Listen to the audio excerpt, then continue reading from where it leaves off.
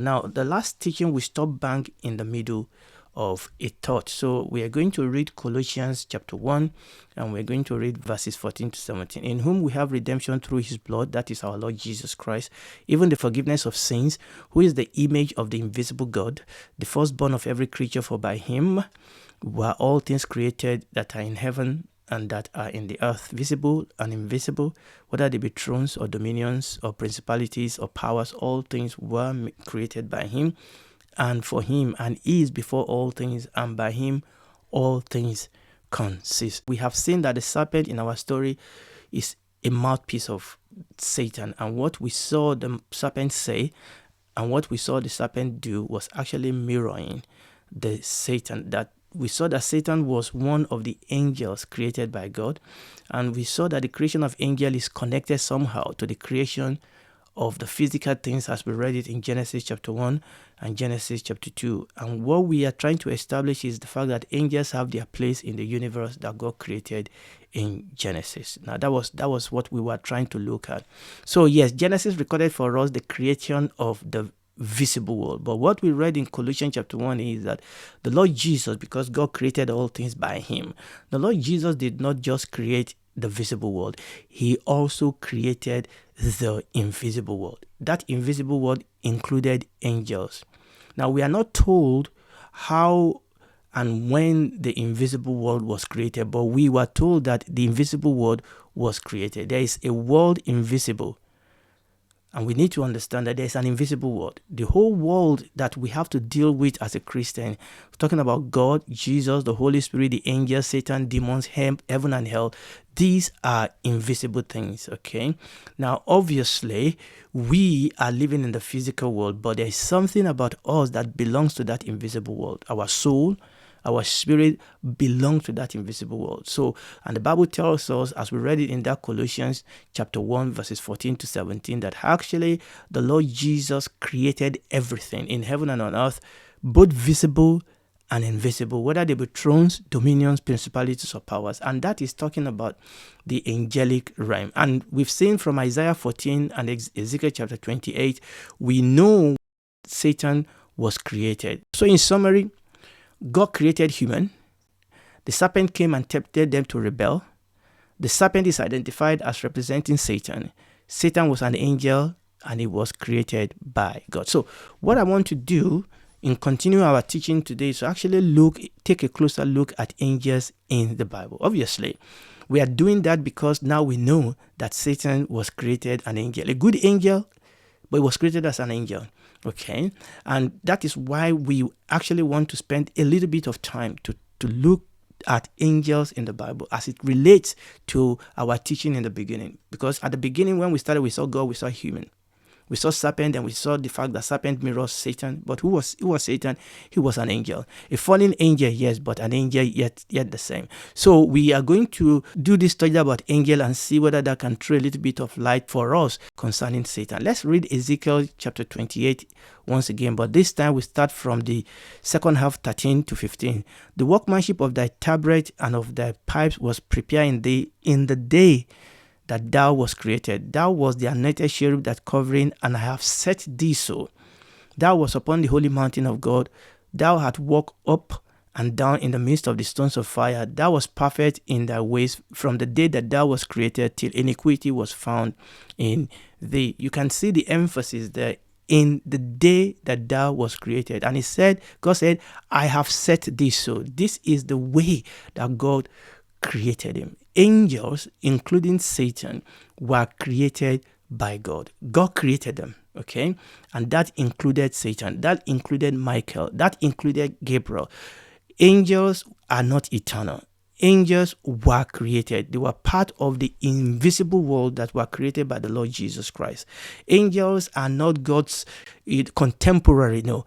Angels were created at a point in time by the Lord Jesus Christ, by God himself. Then the question then is, when were angels created? Because what we saw in the book of Colossians is that somehow the Bible ties the creation of angels with the creation of physical world, with the creation of human. So the question is, when were angels created? Angelic existence dates back before the creation of human. That much we know. Okay, that much we know, that angels must have been created before men were created. So that much we know because the Bible did tell us about angels that were rejoicing when God created the universe, the physical universe. So we know that they must have been created before man was created. But then the question is, how far back before human was created were angels created? We don't know. There is not enough information for us to be more specific. All we can say is that before Adam and Eve were created, we know that angels were already created. In the Bible, their creation seems closely connected or related to the Genesis creation. Let's read Job chapter 38, verses 4 and 7. Where was thou when I laid the foundation of the earth? Declare if thou hast understanding. Verse 7. When the morning star sang together, and all the sons of God shouted for joy. Job chapter 1 verse 6. Now there was a day when the sons of God came to present themselves before the Lord. Satan also came among them. Now we can see straight away from that scripture that the Bible says here that when God laid the foundation of the earth, the Bible says that the morning stars and all the sons of God shouted for joy. But when we then read that Job chapter 1, it's telling us there that actually those sons of God that we read in Job chapter 38, they were angels. So one thing that is very clear from that Job is that we can see here that the creation of angels were before creation. But when you read that Colossians chapter 1 that we read, verses 14 to 17, it's as if the creation, the creation of the physical world and the creation of the invisible world, it seems as if somehow they were both created together. Genesis chapter 2, verses 1 and 2. Thus the heavens and the earth were finished, and all the host of them. I want you to notice that word, all the host of them. And on the seventh day, God ended his work, which he has made, and he rested on the 7 days from all his work which he has made. Now, the scholars told us that that phrase, all the hosts of them, tend to suggest that is also included in that sentence, the creation of the invisible world. So we know, because when you look at it, that host actually means numbers gathered in crowds. And some part of scripture also use that word host to mean angel. So we definitely know that angels were definitely created before the seventh day of creation. So when we put all this together, what can we say? We can say this, that we know angels were created. We know that their creation is somehow connected to the creation of the physical world, but we just cannot be too specific. We know their creation are closely related. We know that they were definitely created before humans were created. Beyond this, there's not enough information to be more specific. But the connection we have made here is that, number one, there is a connection between the angelic creation and human creation. But that the angels were created before human. Is that okay? Now, we don't know how long. How long before angels were created was man created? So this is my own personal opinion for all that is worth. Okay? And this is not a dogmatic. You can't be too specific about all these things. Looking at all these points that I've explain. This is my own personal opinion, and I need to stress again, it's just a personal opinion. Okay, my personal opinion for all is what is that angels were created before creation story of Genesis chapter 1, but as part of God's creative activities that was connected to Genesis creation story. That's my personal opinion. It's not a dogmatic. That is the story that I can put this together, that actually angels were created before the Genesis story, but that creation was part of this whole God's creative activity. Okay, now the Bible did not record for us the creation of the invisible world because it was not recorded. Amen. So that both creation story, that of angels and human, were different but connected. Now that is the way I've read it, that the creation story of angels and the creation story of human were different, but they were connected. But by how long, we are not told in the scripture. This is just an opinion. This is not a dogma, and I will go through that again. That reading through the scripture, there are some things we can establish from the scripture. The creation of angels was different from the creation of human, or the creation of the invisible things was different from the creation of the visible thing, but that both of them were connected, but that both of them were done in God's creative activity, and that is very, very important. Okay, and that there is that connection. But what we are not told, what is a mystery to us, is by how long was there between the creation of angels and the creation of human. But definitely we could see here that angels were definitely created before humans were created. Now, this is not me trying to just went on and on for nothing. It's because this actually throws some light on what happened to Satan, who, when he was created, was Lucifer. Okay, obviously, one of the things we also don't know, and it's not written for us in the scripture, is how long was Adam and Eve in the Garden of Eden before they fell. We are not told. We don't know the duration. We don't know the duration, that they were in the Garden of Eden before they fell. We are not told. But we know they were there for some time. But we don't know how long, okay? And that information is not given to us. Then the question we want to ask ourselves is, what was the function, the nature of angels? This is very, very important. What was the function? What was the nature of angels when God created them? Now, let's look at their nature. The nature of angels can actually be deduced from the name angel. So their name tells us something about their function. In Hebrew, the Hebrew word for angel is malak, and it's used about 103 times in the Old Testament. That is why some of the Christian group like the Aladura and things talk about malaika. That is the Hebrew word for angel is malak. It's used about 103 times, 103 times in Old Testament, and it simply means messenger.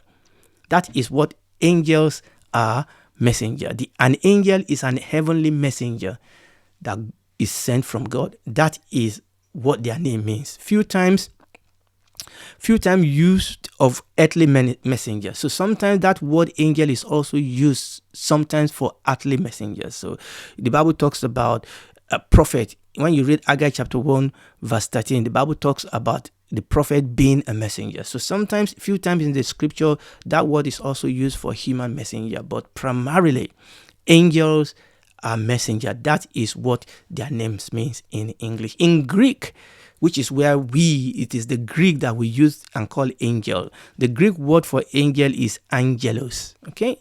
And it also likewise means messenger, and it is used about 175 times in the New Testament. So an angel is an heavenly messenger who speaks or acts in place of God who sent him. And that is very, very important.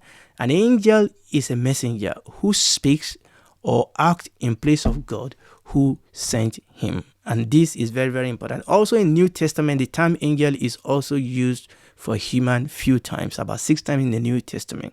That term is also used for human, but we are talking about angels here.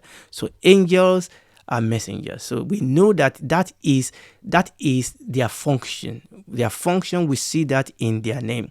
We are looking at the nature and we are looking at the function of angels. Now, we know that angels are invisible spirit beings.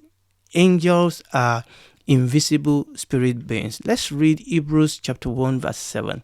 Hebrews chapter 1 verse 7. And of the angels he said, who maketh his angels spirits and his ministers a flame of fire. Look at that. Who maketh his angels spirits and his ministers a flame of fire. Now, it is very, very important for us to understand that. So we know their function by their name.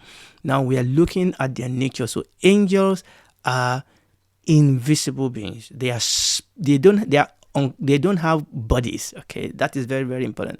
They are invisible. They are spirits. He called them spirits, a flaming fire. Now, the next thing I want you to know, the next thing that is revealed to us concerning angels in the Bible is that they are numerous, that they are powerful, and they move rapidly. And this is very, very important, that they are numerous, they are powerful, and they move rapidly. Let's read a couple of scripture that establish this for us. We are going to read Hebrews chapter 12 verse 22, But you are come unto Mount Zion, and unto the city of the living God, the heavenly Jerusalem, and to what? An innumerable, unnumbered multitude company of angels. Psalm 102, reading just the first part of 20, says, Bless the Lord, ye his angel that what? That excel in strength. That excel in strength. Revelation chapter 14, verse 6, and I saw another angel, what's he doing? Flying in the midst of heaven, having the everlasting gospel to preach unto them that dwell on the earth, and to every nation and kindred and tongue and people. So angels are powerful. They are many. They are powerful. They move rapidly. They move even beyond the speed of light. They are huge. When you read Genesis, the Bible talks about an angel that put a feet in the sea and a feet on the land. These are mighty, powerful creatures of God. Okay, and they fly. Now, we need to understand that not all of them have wings, and that is very, very important. All right, many angels that are revealed to us in the scripture don't have wings. In fact, sometimes human actually can mistake them for human when they manifested themselves. Now, there are two distinct types that is definitely revealed to us that have wings. Those are the cherubims and the seraphims, the cherubims and the seraphims. So it is very, very important for us to understand. So there are different types of angels in the Bible.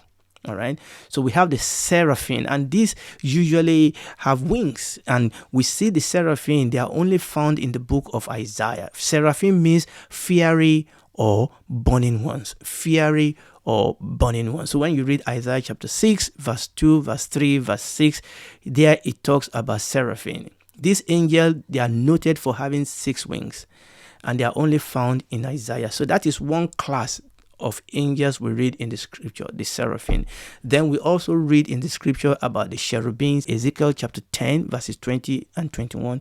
Genesis chapter 3, verse 24. It was the angel, the cherubims, that was used to guide the tree of life. So cherubims, they are the mostly mentioned type of angel in the Bible. They are the mostly mentioned, and we've seen them all over the scripture. So we have the seraphim, we have the cherubims, and both those in the scripture have wings. Then another type of angel that are discussed or described for us in the scripture are the archangels. Archangels in Greek is archangelos. In other words, they are chief among angels. They are chief angels.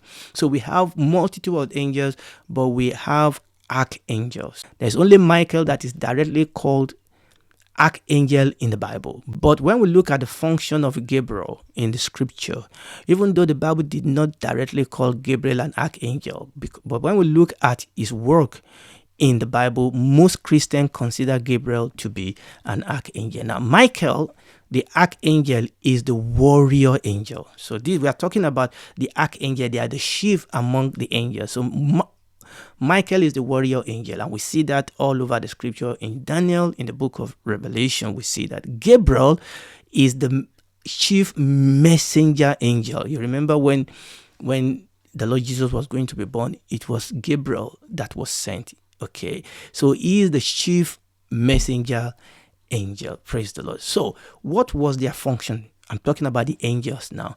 What was the function of the angels? Let us read Psalm 103, and then we read Hebrews chapter 1. Psalm 103 verses 20 and 21. Bless the Lord, you his angel that excel in strength, that do his commandment, hearkening unto the voice of his word. Bless you the Lord, all you his host. Remember that word, you minister of his that do his pleasure. Right there in these 2 verses, you can see right there the function of the angel. But let's read Hebrews chapter 1 verses 13 and 14. But to which of the angels said he at any time, sit on my right hand until I make thy enemy thy footstool? Are they not all ministering spirit, sent forth to minister for them who shall be heirs of salvation? Now, this is important for us to establish. Remember, Satan was created. Lucifer, he was an angel. Okay. What was the function? What was their function? Their mission is to execute divine biddings with speed and efficiency. That is their mission. That is their function. Okay, and we read that in that Psalm 103. He said they excel in strength, all those nature we have mentioned. But why did God create them? God created them so that they will do his commandment. They will hearken unto his word. They will do his pleasure. That is why they were created. Their mission is to worship, to wait upon the Lord, and to speedily and efficiently fulfill his bidding, to speedily and efficiently obey his commandment, to speedily and efficiently do his pleasure. That was the lot of Satan when he was originally created. Now, this is the reason why I went through all these things. This was Satan's, then called Lucifer. This was his job description. It was one of the angels. Yes, it was powerful. Yes, it was beautiful. Yes, but an angel nonetheless. His function, like every other angel, is to execute divine commandment, is to execute divine pleasure with speed and efficiency. But pride led to Satan's fall. Okay. 1 John chapter 3 verse 8 tells us that he that committed sin is of the devil, for the devil sinned from the beginning. That's 1 John chapter 3 verse 8. He rebelled. He was proud. Okay. He will not keep his estate. Satan's rebellion resulted in God casting Satan from his presence. Casting Satan, he rebelled, and God threw him out from his presence. So the question is, when God casted Satan out of his presence, where did Satan go? Okay, so Satan sinned, okay, and God casted him out of his presence. So the next time, by the grace of God, we will continue on this. So I've done all this so that we can see Satan was created an angel. Number 2, we have seen the mission, we have seen his job description, but unfortunately pride led to his fall. Okay, and God casted him out. So next time, by the grace of God, we'll take it up from this point, God helping us. And if you are listening to me, I want you to know that God loves you. This world has gone into apostasy. This world is lost. There is darkness on this world. The Bible says all have sinned and fallen short of the glory of God. The whole world is under judgment, but God wants to help us. And he came himself to die for us, because there is no other way to do this. And now the ball is in your court. You can accept Jesus Christ as your Lord and Savior. You can come to him today, and he will help you. Okay? It's as far from you as you just closing your eyes and opening your mouth is right there. That is how far he is from you. But really, what I mean is that close to you. That's how close. You don't need to go to a building somewhere, right where you are. Call upon his name. Confess that you are a sinner, that you need a savior, that you need help. You cannot help yourself. He will come. He will save you. Not only that, it will make you a daughter, a son. He will walk the rest of your life with you. And when this is all over, you will spend eternity with him in the new heaven and the new earth. Do it right now.